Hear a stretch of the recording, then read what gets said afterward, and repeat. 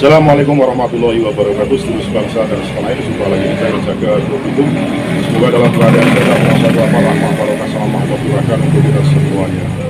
Kiai Haji Madudin Usman Al-Bantani bersama Bagus Mugi, Usman dan lainnya bertemu dengan Pak Ganjar Pranowo terkait dengan memberikan sebuah paparan hasil tesis yaitu terkait kajian-kajian ilmiah. Harapannya apa yang disampaikan oleh Kiai Haji Madudin gayung bersambut manakala Pak Ganjar Pranowo duduk sebagai Presiden Republik Indonesia nantinya bisa memberikan sebuah jembatan atau sebuah fasilitas untuk bagaimana ada laboratorium tes DNA di Indonesia ini, karena warga negara Indonesia kalau mau tes DNA harus ke Amerika Serikat, kan jauh banget dan biayanya sudah sangat mahal. Gayung bersambut Kiai Madudin CS bersama Pak Ganjar Pranowo, unek-unek yang disampaikan ditampung, dan harapannya ini nanti tidak di framing bahwa tesis Kiai Haji Madudin kajian ilmiah hanya sebatas di Pilpres, padahal ini tidak akan berlanjut terus sampai dengan tuntas selesai ada Pilpres atau pemilu atau tidak, kajian tetap lanjut. Kita simak video Kiai Haji Madudin Usman Al-Bantani bertemu dengan Pak Ganjar Pranowo.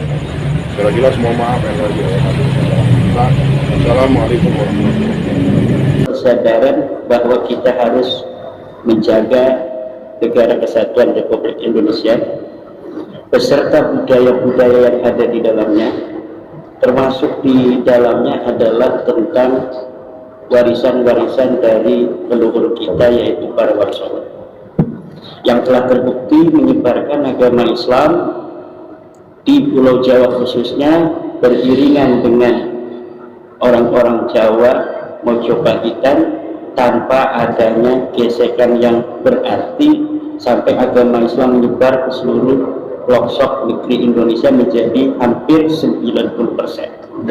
Nah, itu yang harus dijaga sampai kapanpun. Curhatan tadi adalah curhatan rakyat dari kami kepada Presiden 2024. Sebagai orang tua tentunya Presiden itu juga wajar kalau menerima curhatan dari kaum sebelahnya. Jadi seorang presiden, seorang orang adalah pengayom dan orang tua. Ini curhatan anaknya, yang satu boleh juga nanti mengkonfirmasi kepada anak yang lainnya itu. Nanti anak dan anak bisa dipertemukan, tinggal ngadu dalil. Dan kita insya Allah karena sudah berbasis ilmiah, itu sudah dapat dipertanggungjawabkan secara ilmiah, baik secara pustaka maupun secara kajian tes DNA. Namun pada malam hari ini kami datang ini sebenarnya memang sudah punya keyakinan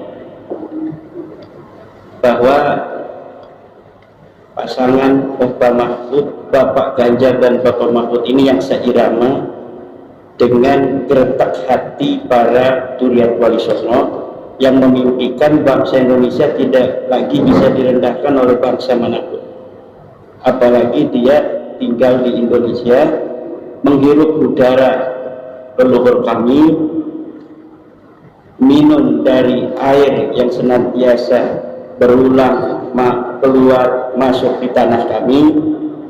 Kami akan hormati siapapun mereka yang hidup di tanah kami sebagai tamu, sebagai saudara, tapi jangan sampai untuk menghina kami sebagai bangsa Indonesia. Itu intinya. Dan ini bisa untuk nanti Bapak sebagai Presiden, sebagai orang tua kami semua, untuk ada masalah nih sedikit, nanti mungkin di dalam bagaimana Bapak memimpin ada langkah-langkah strategis. Ada benernya nih ada kuburan yang dipalsukan. Nah, nanti bisa dicek. Ayo Menteri Perkuburan, lihat sebenarnya bisa aja nih khusus menteri anti kuburan hoak. Kalau dulu kan nggak ada, kalau sekarang udah ada nih laporannya, dan kami siap mempertanggungjawabkan secara hukum dan secara ilmiah. Betul nggak? Nanti di cross check. Oh betul nggak nih ada pembohongan nasab? Nah, Presiden mempunyai alat untuk mengetahuinya, yaitu tes DNA. Coba dipanggil ahlinya, Profesor Rohmin, coba ini dari IPB dilihat betul nggak DNA-nya ini nggak jelas, gitu kan bisa. Curi rambutnya, lagi meleng dicuri rambutnya bisa aja, dan itu sangat mampu.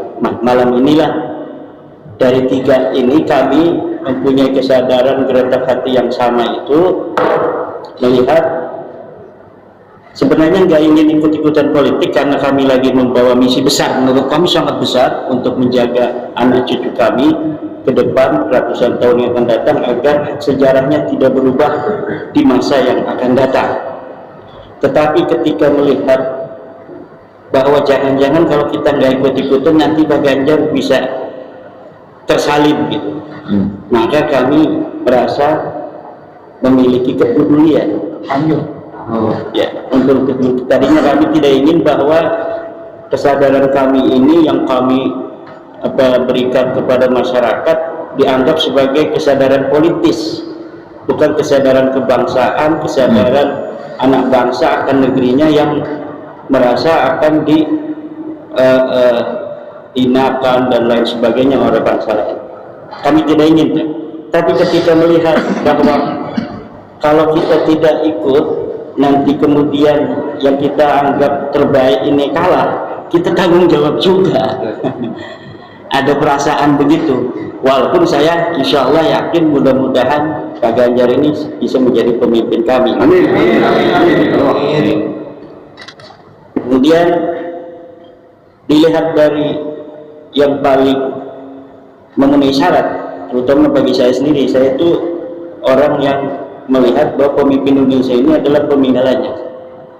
Satu, mayoritas agama, mayoritas suku, mayoritas paham keagamaan. Dari tiga ini, ya yang paling cocok itu satu, mayoritas agama Islam, mayoritas suku orang Jawa, ya kan?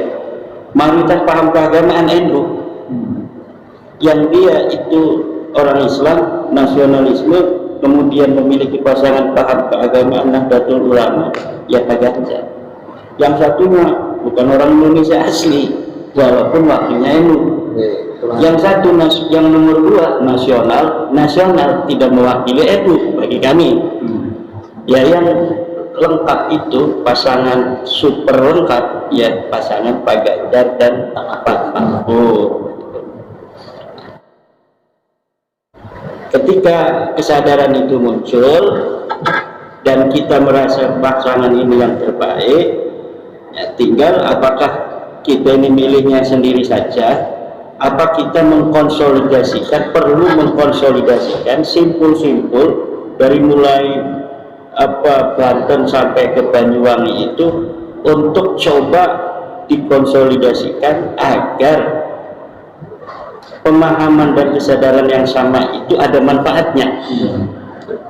Karena kalau tidak dikonsolidasikan dan disimpulkan, mereka ngampar, menunggu kita nggak berani ngomong. Karena kenapa nggak berani ngomong? Ya kitanya tidak ada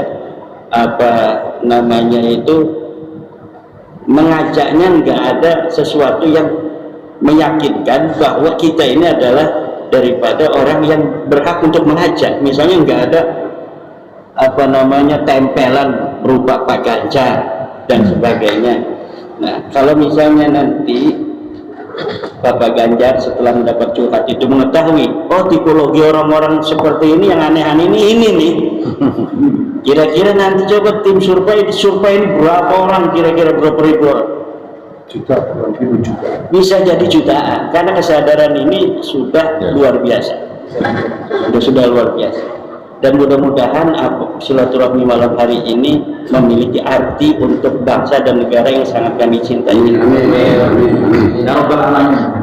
Demikian, mungkin nanti akan ditambahkan oleh Gus Fuad Pleret sebagai penterjemah dari kata-kata saya yang kurang dimengerti. Jadi sebentar, tadi belum pernah. Udah mau. Habis sesuatu saya. Beliau selain masalah administrasi ini sebagai ulama, beliau ini adalah pengurus di LBM PBNU, lembaga Basma saya. Dan beliau ini juga merupakan ketua komisi fatwa MUI Provinsi Banten. Jadi nggak sekedar aneh, tapi memang ilmiahnya ini benar-benar ilmiah saya ini. Jadi memang bidang beliau. Ya sekian, monggo.